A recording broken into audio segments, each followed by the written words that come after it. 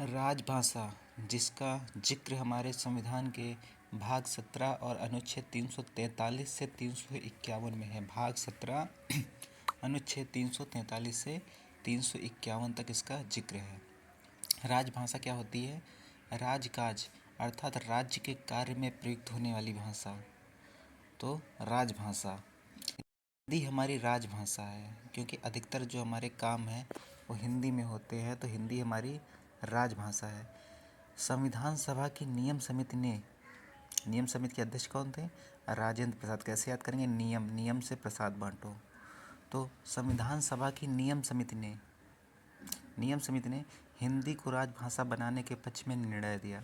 तो पूछा जा सकता है कि संविधान सभा की कौन सी ऐसी समिति है जिसने हिंदी को राजभाषा बनाने के पक्ष में निर्णय दिया? तो नियम समिति के अध्यक्ष कौन है? तो नियम से प्रसाद बांटो। ठीक है, नियम से प्रसाद बांटो मतलब राजेंद्र प्रसाद। मुंशी आयंगर फार्मूले के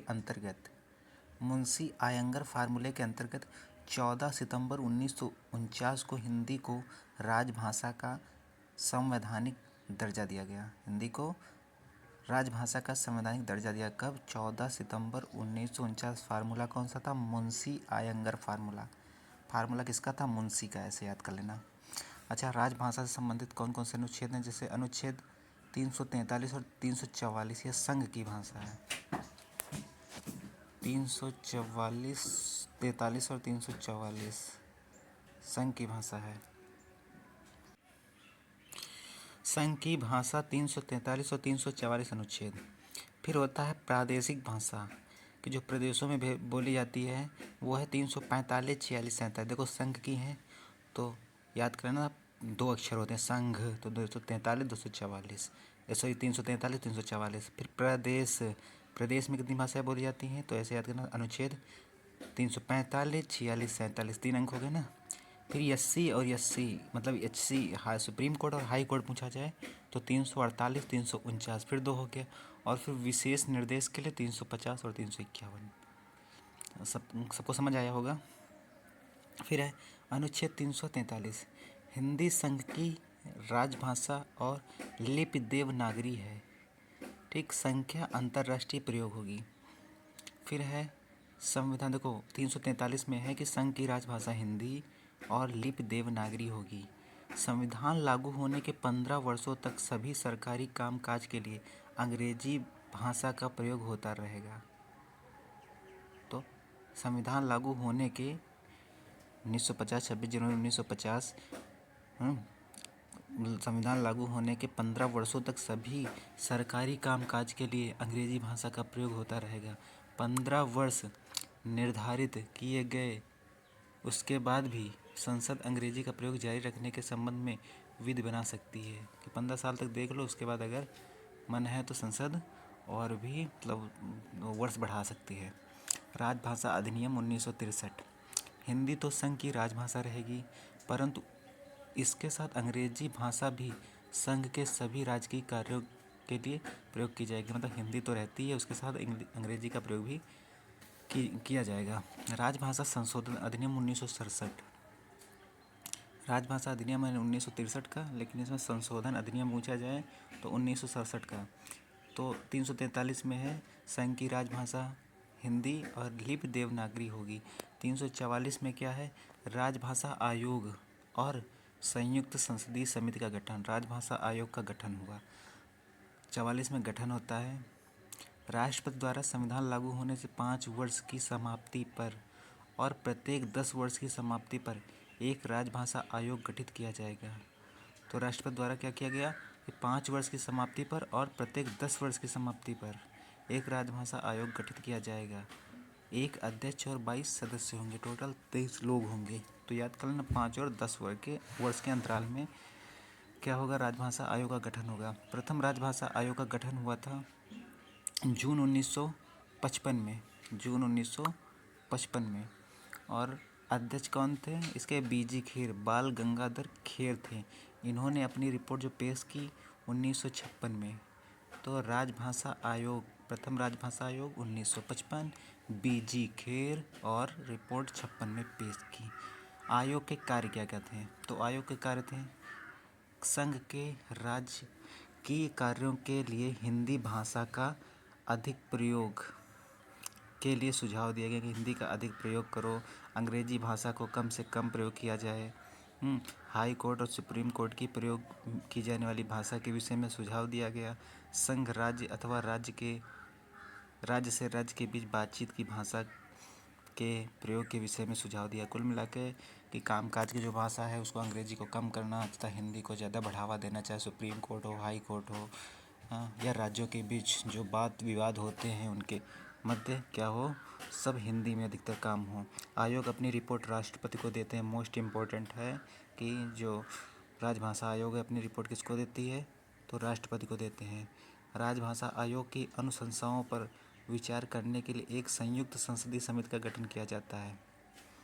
संयुक्त संसदीय समिति का राजभाषा आयोग की अनुशंसा पर विचार किया जाने के लिए एक संयुक्त संसदीय समिति का गठन किया जाता है, जिसमें से 30 सदस्य होते हैं, 20 लोकसभा के और 10 राज्यसभा के। यह अपनी रिपोर्ट राष्ट्रपति को देती है तथा राष्ट्रपति इसे संसद के पटल पर रखवाते हैं। उसके बाद 1951 में पंडित गोविंद बल्लभ पंत की अध्यक्षता में, देखो अच्छा एक चीज़ और बता दें कि जो प्रथम राजभाषा आयोग था और उसकी जो इसमें क्या हुआ था कि संयुक्त संसदीय समिति का गठन जब किया गया तो उसमें 30 सदस्य थे, वो भी 10 लोकसभा के, 20 लोकसभा के और 10 राज्यसभा के। ये तो अभी हमने बताया आपको। इससे पहले भी हमने बताया था कि जो होता है अनुच्छेद 343 में बताया, प्रथम राजभाषा आयोग में बताया था हमने। चलिए अच्छा आगे बढ़ते हैं। यहाँ तक हो गया। परंपरा के 1951 में पंडित गोविंद बल्लभ पंत की अध्यक्षता में प्रथम राजभाषा संयुक्त समिति गठित की गई। तो राजभाषा के बीच एक होते हैं, लेकिन संयुक्त समिति वाले पूछे जाएँ तो गोविंद बल्लभ पंत। 30 सदस्य हैं, 10 राज्यसभा और 20 लोकसभा के ज़्यादा थे। अनुच्छेद 345 क्या कहता है, प्रत्येक राज्य विधानमंडल को राजकीय कार्यों के लिए प्रयोग की जाने वाली भाषा चुनने का अधिकार दिया गया है। 345 3 4 5 ऐसे याद कर लेना। प्रत्येक राज्य विधानमंडल को राजकीय कार्यों के लिए प्रयोग की जाने वाली भाषा चुनने का अधिकार दिया गया, अर्थात राज्य का विधानमंडल विधि द्वारा उस राज्य में प्रयोग होने वाली भाषाओं में से किसी एक या अधिक भाषाओं को या हिंदी को उस राज्य की राजकीय कार्यों के लिए प्रयोग कर सकता है। तो राज्य के कार्य के लिए कौन सी भाषा बताया, 345 3 4 5 राज्य में कौन सी 3 4 5। परंतु जब तक राज्य विधानमंडल किसी भाषा को राजभाषा के रूप में स्वीकार नहीं करता तब तक राजकीय कार्यों के लिए अंग्रेजी भाषा का प्रयोग होता रहेगा। 346 में क्या है, 346 में एक राज्य से दूसरे राज्य अथवा एक राज्य से संघ के बीच संवाद के लिए राजभाषा वही होगी जो संसद द्वारा प्रयोग की जाएगी। अगर राज्य से राज्य में कोई बात विवाद हो रहा है या राज्य से संघ में कोई बात विवाद हो रहा है तो क्या करेंगे कि राजभाषा वही होगी जो संघ द्वारा प्रयोग की जाने वाली राजभाषा होगी। मगर 2 या 2 से अधिक राज्य आपसी समझौते में अन्य भाषा को संवाद के रूप में प्रयोग करने के लिए प्रस्ताव पारित कर सकते हैं। फिर से एक बार समझ लो 351 में क्या है, तो 351 का भी हमने आपको बताया है कि 343 में क्या बताया हमने, हिंदी संघ की राजभाषा है और लिपि देवनागरी होगी। 344 में क्या बताया, राजभाषा आयोग का गठन व संयुक्त समिति का गठन, ठीक ये भी बताया। और राजभाषा आयोग में कितने सदस्य होते हैं, एक सदस्य 22, एक अध्यक्ष 22 सदस्य, टोटल 23 लोग। और जो होता है संयुक्त संसदीय समिति में 30 सदस्य होते हैं, 20 लोकसभा के और 10 राज्यसभा के। फिर 344 हो गया, 345 तो इसमें क्या होता है, प्रत्येक राज्य विधानमंडल को राजकीय कार्यों के लिए प्रयोग की जाने वाली भाषा चुनने का अधिकार दिया गया है। 346 में क्या है, एक राज्य दूसरे राज्य या राज्य के अंदर विवाद या बातचीत कोई हो रही है तो जो संघ की भाषा होगी वही होगी जो संघ द्वारा प्रयोग की जाने वाली राजभाषा होगी। अच्छा 347 में क्या बताया है, अगर किसी राज्य की जनसंख्या का पर्याप्त भाग अपने द्वारा बोली जाने वाली भाषा को मान्यता प्राप्त करवाना चाहता है तो राष्ट्रपति निर्देश दे सकते हैं कि भाषा को राज्य में सभी जगह या उसके किसी भारतीय राज्य का प्रदान किया जाए। मतलब अगर वे लोग चाहें तो अपने राज्य की राजभाषा बना सकते हैं। 348 में क्या है? सुप्रीम कोर्ट हाई कोर्ट की सभी कार्यवाहियाँ अंग्रेजी में होंगी।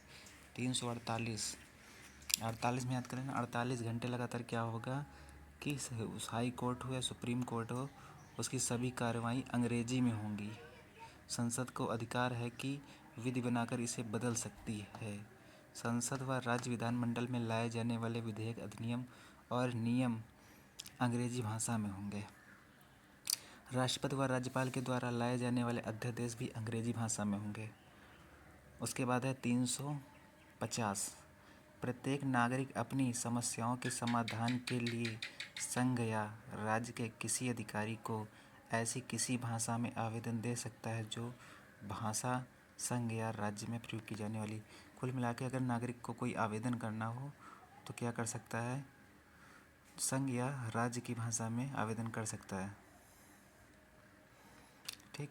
350 में 48 में बताया कि अंग्रेजी, 50 में क्या बताया कि लगातार क्या करना है, कोई आवेदन करना है तो 350 में। 350 के ए में क्या है? 7वां संविधान संशोधन हुआ। इसमें क्या हुआ? प्रत्येक राज्य भाषाई वर्ग के बच्चों को प्राथमिक स्तर पर उनकी मातृभाषा में शिक्षा उपलब्ध कराने की व्यवस्था करेगा। अच्छा, शिक्षा उपलब्ध कैसे कराएगा? उनकी जो मातृभाषा है वैसे शिक्षा, जैसे यूपी में हिंदी बोली जाती है तो हिंदी भाषा में शिक्षा। ठीक। केरल में मलयालम बोली जाती है तो मलयालम भाषा की शिक्षा प्रदान करवाना। 350 के बी में क्या है? राष्ट्रपति को जब भी प्रतीत हो वह भारत में रहने वाले भाषाई अल्पसंख्यक वर्गों के लिए एक आयुक्त नियुक्त करने का प्रावधान कर सकते हैं। यह अधिकारी अल्पसंख्यक मामलों के मंत्रालय के अधीन कार्य करता है और अपनी वार्षिक रिपोर्ट राष्ट्रपति को देता है। 351 में है, संघ का यह कर्तव्य है कि हिंदी भाषा का प्रसार व उसका विकास करे। हिंदी भाषा का प्रचार व उसका विकास करे। संविधान सभा द्वारा अंगीकृत संविधान केवल अंग्रेजी में था। संविधान द्वारा अंगीकृत संविधान केवल अंग्रेजी में था। 58वां संविधान संशोधन 1987 द्वारा अनुच्छेद 394 ए जोड़कर संविधान का हिंदी भाषा में अनुवाद उपलब्ध कराया गया। ये मोस्ट इम्पोर्टेंट है कि पहले जो संविधान जब अंगीकृत किया गया था 26 नवंबर 1949 को, तब इसमें अंग्रेजी भाषा का प्रयोग हुआ था। लेकिन 58वां संविधान संशोधन 1987 द्वारा अनुच्छेद 394 के ए जोड़कर संविधान का हिंदी में अनुवाद उपलब्ध कराया गया। अच्छा, शास्त्रीय भाषा कौन सी होती है? शास्त्रीय भाषा का आधार 1500 से 2000 वर्ष पुरानी तथा प्रारंभिक ग्रंथों में दर्ज इतिहास की पौराणिक, मतलब बहुत पुरानी है ये भाषाएं। 2004 में भारत सरकार ने एक नए भाषा वर्ग को शास्त्रीय भाषा बनाने का फैसला लिया। 2006 में शास्त्रीय भाषाओं का दर्जा देने का मानदंड तय किया गया। तो ये है हिंदी राजभाषा। चलिए अब इसका रिवीजन करते हैं फटाफट। तो पहले बताना है 343 अनुच्छेद में क्या है, 344 में क्या है, 345 में क्या है, 346 में क्या है, 346 में क्या है, 347 में क्या है, 348 में क्या है, 349 में क्या है और 350 में क्या है, 351 में क्या है। तो 343 में संघ की राजभाषा हिंदी और लिपि देवनागरी होगी। 344 में अभी क्या बताया हमने? तो 344 में क्या होगा? राजभाषा आयोग का गठन। राजभाषा आयोग का गठन। 345 में हमने क्या बताया है? 345 तो 344 की बात हो गई। 345 में क्या है? 345 में है कि सरकार की जो, मतलब सरकारी जो काम होगा वो किस भाषा में होगा? हिंदी में होगा। सरकारी काम जो कोई इस भाषा में होगा, हिंदी में होगा। अगला है 346 में क्या है? यदि कोई राज्य दूसरे राज्य को पत्र लिखता है या सेंट्रल को पत्र लिखता है, केंद्र को पत्र लिखता है, तो किस में होगा? हिंदी में होगा। किस में है? 346 में। 347 में क्या कहा गया है? 347 में कहा गया है कि जनता चाहे, जनता देखो साथ साथ में क्या होता है? साथ में जनता चाहे तो कोई भी किसी भी भाषा को वो अपनी मातृभाषा बना सकता है, मातृभाषा बना सकता है। तो 345 सरकारी कामकाज में, सरकारी कामकाज में 346 की 346 में हमने क्या बताया कि राज्य और राज्य अगर बातचीत हो तो या मैसेज हो तो किस में होगा? हिंदी में। 347 में हमने क्या बताया कि जनता चाहे तो वो मातृभाषा बना सकती है। 348 में क्या है? 348 में भी बताया हाई कोर्ट या सुप्रीम कोर्ट, हाई कोर्ट या सुप्रीम कोर्ट, इसमें अगर कोई मतलब पत्र लिख रहे हैं तो किस भाषा में लिखना है? अंग्रेजी में लिखना है, अंग्रेजी में ही लिखना है, ये याद कर लेना। फिर आता है 349, 349 में है, 349 में भाषा संबंधी अगर कोई भी प्रावधान है तो उसके लिए अधिनियम बन सकता है। 350 में से 50 में ये कहा गया है, 349 में कहा गया है। 350 में क्या कहा गया है?